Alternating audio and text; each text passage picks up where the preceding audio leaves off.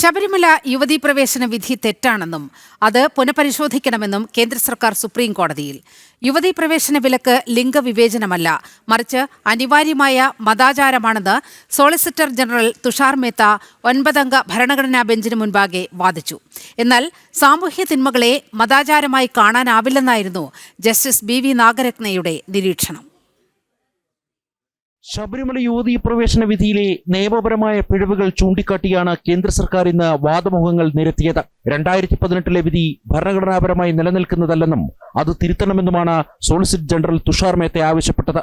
ഭരണഘടന വിഭാവനം ചെയ്യുന്ന തുല്യത എന്നത് കേവലം ലിംഗഭേദവുമായി ബന്ധപ്പെട്ടതല്ലെന്ന് കേന്ദ്രം വാദിച്ചു.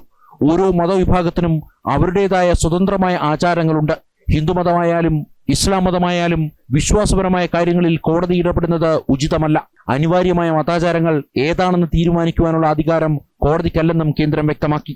മതാചാരങ്ങൾ സമൂഹത്തിന് വിരുദ്ധമാണെങ്കിൽ അവ നിയന്ത്രിക്കേണ്ടത് നിയമനിർമ്മാണ സഭകളാണെന്നും സോളിസിറ്റർ ജനറൽ കോടതിയിൽ പറഞ്ഞു. എന്നാൽ കേന്ദ്രത്തിന്റെ വാദങ്ങളോട് ജസ്റ്റിസ് BV നാഗരത്ന വിയോജിച്ചു. ഒരു സാമൂഹ്യ തിന്മയെ അനിവാര്യമായ മതാചാരമായി കണക്കാക്കിയാൽ കോടതിക്ക് തീർച്ചയായും ഇടപെടാമെന്ന് അവർ നിരീക്ഷിച്ചു. ആർത്തവത്തിന്റെ പേരിൽ ഇന്നും സ്ത്രീകൾ മാസം തോറും 3 ദിവസം തൊട്ടുകൂടായ്മ അനുഭവിക്കുന്നത് ഒരു കടുപ്പമേറിയ യാഥാർത്ഥ്യമാണെന്നും ജസ്റ്റിസ് നാഗരത്ന ഓർമ്മിപ്പിച്ചു. ചർച്ചകൾക്കിടയിൽ മതപരമായ മറ്റു ചില ദാർശനിക ചോദ്യങ്ങളും ഉയർന്നു വന്നു. ഭരണഘടനയിലെ അനുച്ഛേദ്യം 25(2)(b)യിൽ പറയുന്ന സെഷൻസ് ഓഫ് ഹിന്ദുസ് എന്ന പ്രയോഗത്തിന്റെ കൃത്യമായ അർത്ഥം ബെഞ്ച് ആരാഞ്ഞു. കൂടാതെ ഒരു മതവിഭാഗത്തിൽപ്പെടാത്ത വ്യക്തിക്ക് ആ മതവിഭാഗത്തിലെ ആചാരങ്ങളെ ചോദ്യം ചെയ്ത് പൊതുതാൽപര്യ ഹർജി നൽകാൻ അവകാശമുണ്ടോ എന്ന കാര്യവും കോടതി പരിശോധിക്കുന്നു.